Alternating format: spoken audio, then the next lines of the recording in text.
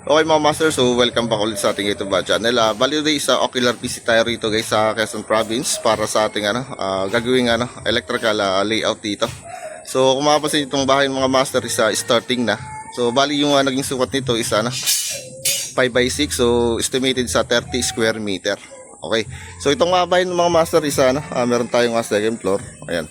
So mga malalaki naman yung bakal, so 8mm. So abang for second floor. So ito muna yung priority natin sa baba. So bali ito under renovation lang are. So tayo na yung magde-decide kung saan tatama yung ating mga ilaw tsaka yung ating mga panel. Okay, so andito guys yung entrada natin, yung pinaka main door. Ayan. So pasok tayo. So ito dito papatak yung ating hagdanan pataas. Tapos second floor. So dito tayo maglalagay ng panel. So kunti lang naman yung maging ilaw natin. So doon na CR. Ito kwarto, mezzanine para sa ating Ayan. So ayan mga master.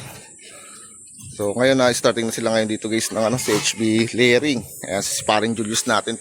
Paring Julius parang kailan ba tayo magiinom? Pag meron na painom. Oo.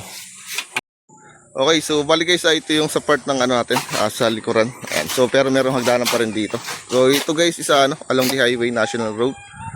Ayan mga master. Ayan, paspasan sila ngayon dito ng paglalagay ng pagpapatong ng hollow block mga master.